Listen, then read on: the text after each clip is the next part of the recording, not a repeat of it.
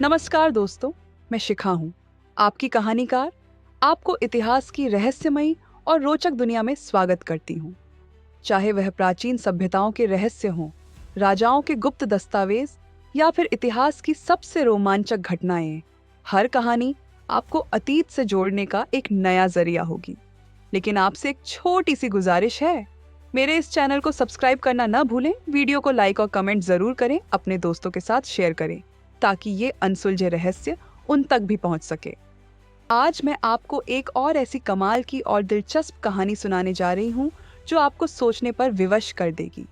यह कहानी एक ऐसी किताब की है जो 100 सालों से भी ज्यादा समय से एक रहस्य बनी हुई है।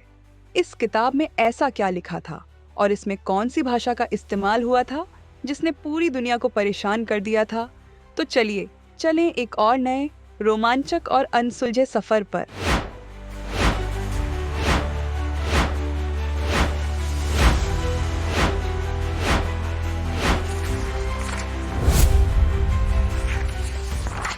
वॉयनिच पांडुलिपि, दुनिया की सबसे रहस्यमयी किताब।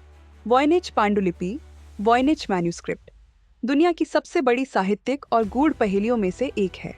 यह प्राचीन हस्तलिखित ग्रंथ एक अज्ञात भाषा या गुप्त लिपि में लिखा गया है, जिसमें अनजान पौधों, खगोलीय चार्ट्स, रहस्यमयी मानव आकृतियों और अजीब संकेतों की चित्रकारी की गई है। 100 से अधिक वर्षों की गहन शोध के बावजूद इसकी उत्पत्ति, अर्थ और उद्देश्य आज भी एक रहस्य बने हुए हैं। इस पांडुलिपि को 1912 में विल्फ्रेड वॉयनिच, जो एक पोलिश लिथुआनियाई दुर्लभ पुस्तक व्यापारी थे, ने इटली के कॉलेजियो रोमानो जेसुइट कॉलेज की लाइब्रेरी में खोजा था। इस खोज के बाद ही इस किताब और इसकी भाषा को एक नाम दिया गया, जो था वॉयनिच पांडुलिपि। बाद में इसे कई संग्रहकर्ताओं ने खरीदा और अंततः यह 1969 में येल यूनिवर्सिटी की Beinecke rare book and manuscript library में पहुंच गई। आपको यह जानकर हैरानी होगी कि वहां यह आज भी सुरक्षित है। कार्बन डेटिंग से पता चला कि इसकी रचना 1404 से 1438 के बीच हुई थी, यानी यह मध्ययुगीन यूरोप के समय की है। दोस्तों, यह बहुत बहुत पुरानी है। 240 पन्नों वाली यह पांडुलिपि एक पूरी तरह अज्ञात लिपि में लिखी गई है। इसमें कोई भी पहचाने जाने वाले शब्द, व्याकरण या भाषा संरचना नहीं है। सिर्फ इसके रहस्यमयी चित्र कुछ संकेत देते हैं। लेकिन जब विशेषज्ञों ने इन चित्रों को देखना और समझना शुरू किया तो बिल्कुल डरावने तरीके से यह पहेली और उलझती चली गई।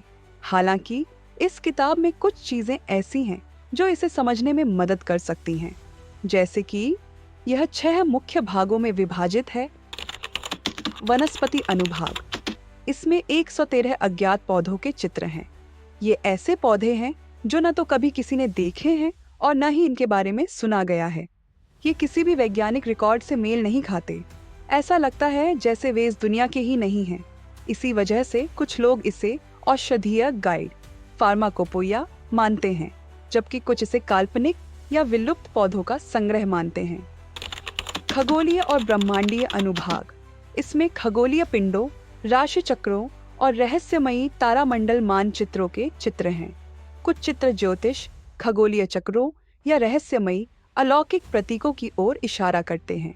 यह हिस्सा हमारे विशेषज्ञों को विचलित कर देता है, क्योंकि उस समय किसी के पास इतनी जानकारी होना कोई साधारण बात नहीं थी। जैविक अनुभाग, इस भाग में छोटी मानव जैसी आकृतियां बनी हैं, जो अक्सर महिलाओं के रूप में दिखाई देती हैं। ये आकृतियां नलिकाओं और द्रव के जलाशयों से जुड़ी हुई हैं। कुछ शोधकर्ता इसे शरीर विज्ञान, एम्ब्रियोलॉजी, चिकित्सा प्रक्रियाओं या आध्यात्मिक अवधारणाओं से जोड़ते हैं। औषधीय अनुभाग, इसमें छोटे पौधों के हिस्से, जड़ी बूटियां, औषधीय पात्र और औषधीय औजारों के चित्र हैं। यह दर्शाता है कि यह किसी औषधीय या जड़ी बूटी आधारित चिकित्सा प्रणाली से जुड़ा हो सकता है और यह जानकारी बहुत उपयोगी साबित हुई है। नुस्खा अनुभाग, यह एक ऐसा भाग है जिसका सही अर्थ अब तक नहीं समझा जा सका। इसमें पाठ से भरे पृष्ठ और तारानुमा प्रतीक हैं जो निर्देशों या अनुष्ठानों से मिलते जुलते हैं। इसका उद्देश्य स्पष्ट नहीं है, लेकिन यह चिकित्सा नुस्खों, रहस्यमयी अनुष्ठानों या गुप्त कोड से जुड़ा हो सकता है। वॉयनिच पांडुलिपि को डिकोड करने के प्रयास कई भाषाविदों, क्रिप्टोग्राफरों और एआई इंटेलिजेंस ने इस रहस्य को सुलझाने की कोशिश की, लेकिन अब तक कोई निश्चित सफलता नहीं मिली। सबसे बड़ा रहस्य ये है कि इसे किसने लिखा और क्यों। इस पर कई सिद्धांत सामने आए हैं। यह एक औषधीय ग्रंथ हो सकता है। कुछ लोग मानते हैं कि यह मध्ययुगीन औषधीय पुस्तक फार्माकोपोया हो सकती है, जिसका उपयोग डॉक्टरों और रसायन शास्त्रियों द्वारा किया गया होगा। यह एक जटिल धोखा भी हो सकता है। कुछ इतिहासकारों का मानना है कि विल्फ्रेड वॉयनिच ने खुद इसे बनाया ताकि इसे प्राचीन ग्रंथ के रूप में महंगे दामों पर बेचा जा सके। यह गुप्त समूहों के लिए लिखा गया एक कोड हो सकता है। कुछ लोग इसे गुप्त समूहों, भिक्षुओं या अल्केमिस्ट्स, रसायन शास्त्रियों द्वारा प्रयोग किया गया एक गुप्त कोड मानते हैं, जिससे वे अपनी जानकारी छिपा रहे थे। क्या यह एलियंस ने लिखा है? दोस्तों, एक बहुत ही अनोखा सिद्धांत कहता है कि इस पांडुलिपि में जो लिपि और पौधे दर्शाए गए हैं, वे इस दुनिया के नहीं हैं और यह किसी अन्य सभ्यता या एलियंस द्वारा लिखा गया हो सकता है। 600 सालों से भी ज्यादा समय से वॉयनिच पांडुलिपि दुनिया के सबसे बड़े रहस्यों में से एक बनी हुई है।